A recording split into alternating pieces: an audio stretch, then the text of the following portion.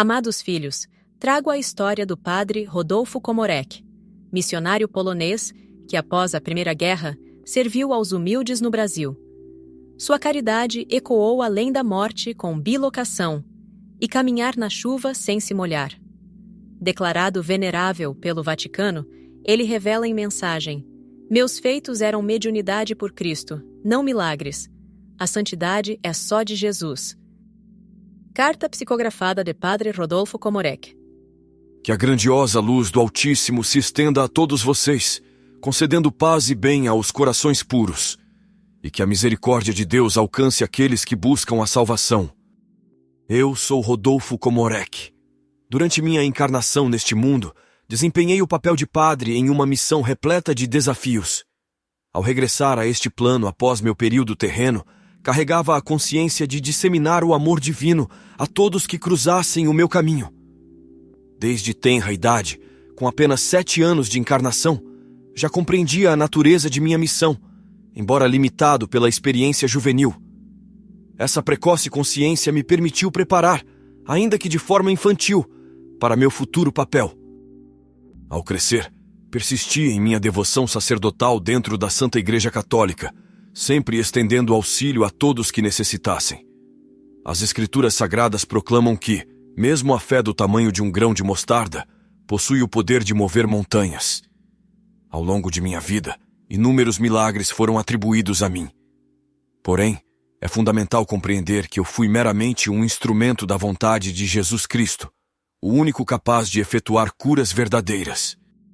Assumi o papel de médium, assim como muitos de vocês. Até hoje, as histórias relatam minha habilidade de estar presente em 2 lugares simultaneamente, o que é conhecido como mediunidade de bilocação. Algumas almas possuem essa habilidade, enquanto outras não. A verdade reside no fato de que eu podia ser observado em 2 localidades distintas ao mesmo tempo. Contudo, na dimensão em que me manifestava, minha forma não podia ser tocada. Muitas vezes, atravessei a chuva sem me molhar, o que erroneamente foi atribuído a milagres, quando na verdade se tratava de um pequeno campo energético. Ao considerar esses eventos como milagrosos, vocês inadvertidamente se colocam em um lugar de limitação, negando a própria capacidade. A realidade é que certas formas de mediunidade permitem a manifestação dessas habilidades. Alguns podem desenvolvê-las, enquanto outros possuem uma mediunidade mais sutil. Independentemente disso, todos têm o potencial de cultivar e controlar essas habilidades. Jesus, durante sua estada terrena, proclamou que todos poderiam realizar feitos semelhantes aos seus. Nas palavras de João, capítulo 10, versículo 34, vós sois deuses. E em Mateus, capítulo 5, versículo 48, ele disse: sede vós, pois, perfeitos, como é perfeito vosso Pai que está nos céus.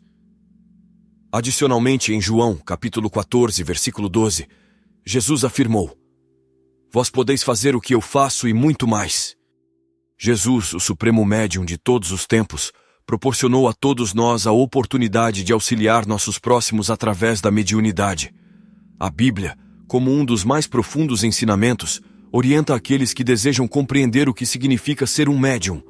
Encarnados assumiram a tarefa de interpretar a Bíblia e transmitir seus ensinamentos de maneira acessível, visando beneficiar os outros e contribuir para a elevação do planeta. Atualmente, muitos espíritos acompanham os acontecimentos, observando como indivíduos bem-intencionados podem perder a fé em sua própria capacidade de ação mediúnica, esquecendo-se de que são instrumentos divinos. Aqueles que conduzem essas ferramentas espirituais frequentemente ficam cegos pela vaidade e ego, buscando honra e glória para si próprios. No entanto, é essencial compreender que toda honra e glória pertencem somente a Jesus. Portanto, permita que Jesus entre em sua vida, tornando-se alicerçado e guiado por ele. Deixe que suas palavras sejam a lei que orienta seus passos. Aqueles dotados com dons divinos devem lembrar que são meros canais de luz e amor, destinados a auxiliar na evolução espiritual e no progresso do planeta, em direção a um estágio de regeneração, onde o amor de Cristo une a todos em uma harmoniosa sintonia. A cegueira espiritual representa um obstáculo significativo para a plena expansão e expressão da mediunidade. quando o ego se sobrepõe à vontade divina, a capacidade do médium de atuar como instrumento de luz e amor fica seriamente comprometida. O propósito mais sublime do médium é servir como um canal para a energia espiritual, ligando os planos material e espiritual em benefício de todos. Essa é a essência genuína da mediunidade.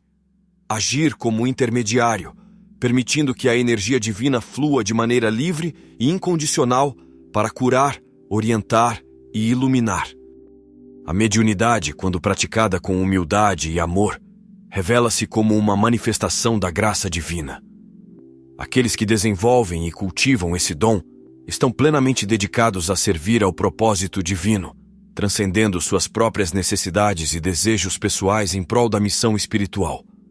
Cada ser humano é uma centelha divina, capaz de irradiar intensamente sua luz, alinhando-se assim ao propósito supremo da criação.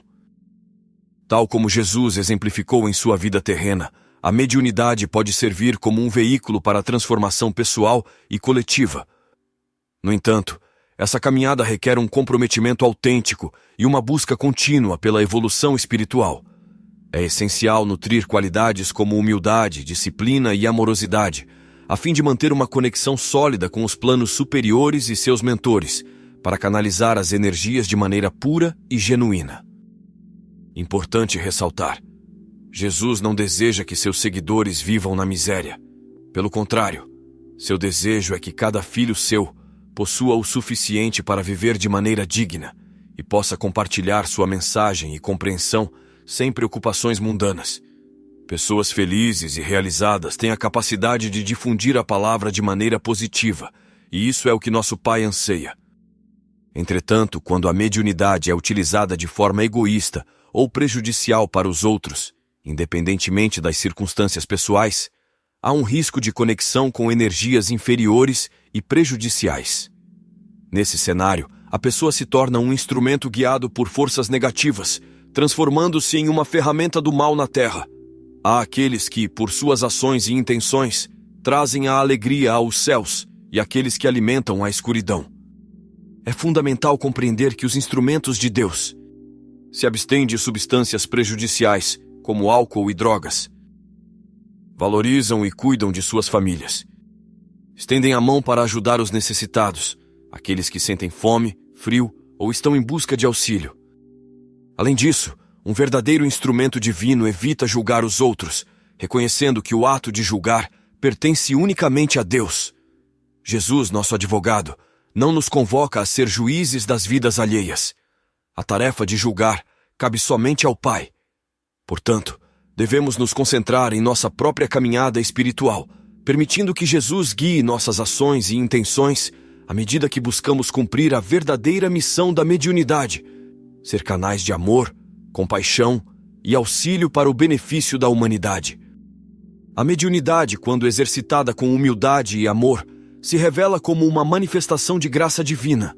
Aqueles que a desenvolvem estão comprometidos em servir ao propósito da luz, transcendendo suas próprias necessidades e desejos em prol da missão espiritual. Como está escrito na segunda epístola de Pedro, capítulo 4, versículo 10. Cada um exerce o dom que recebeu para servir aos outros, administrando fielmente a graça de Deus em suas múltiplas formas. Assim como Jesus nos exemplificou, a mediunidade pode ser um veículo para a transformação pessoal e coletiva. No entanto, isso exige um comprometimento genuíno e uma busca constante pela evolução espiritual. Em Efésios, capítulo 4, versículo 15, lemos: Antes, seguindo a verdade em amor, cresçamos em tudo naquele que é a cabeça, Cristo. É fundamental cultivar a humildade, a disciplina e a autoconsciência para manter uma ligação com o plano superior e canalizar as energias de maneira pura e sincera. Como nos adverte Provérbios, capítulo 16, versículo 18. A soberba precede a ruína e a altivez do espírito precede a queda. Além disso, a mediunidade não deve ser usada para benefício próprio ou para prejudicar os outros. Ao contrário, ela é um dom divino que deve ser empregado para o bem coletivo, conforme Mateus, capítulo 5, versículo 16, nos diz: Assim brilhe também a vossa luz diante dos homens, para que vejam as vossas boas obras e glorifiquem o vosso Pai que está nos céus. É importante lembrar que o julgamento não nos cabe, mas sim a Deus. Em Romanos, capítulo 14, versículo 4, encontramos: Quem és tu que julgas o servo alheio? Para o seu próprio Senhor ele está em pé ou cai, e estará firme, porque poderoso é o Senhor para o firmar. Portanto, ao exercer a mediunidade, devemos buscar a orientação dos mentores, dedicando-nos ao serviço amoroso e altruísta, como em Colossenses, capítulo 3, versículo 23 e 24, nos é dito: E tudo quanto fizerdes, fazei-o de todo o coração, como ao Senhor e não aos homens, sabendo que recebereis do Senhor o galardão da herança. Quero que as palavras simples contidas nesta carta possam servir como uma orientação a todos, pois, assim como vocês, estou comprometido com o trabalho de Jesus.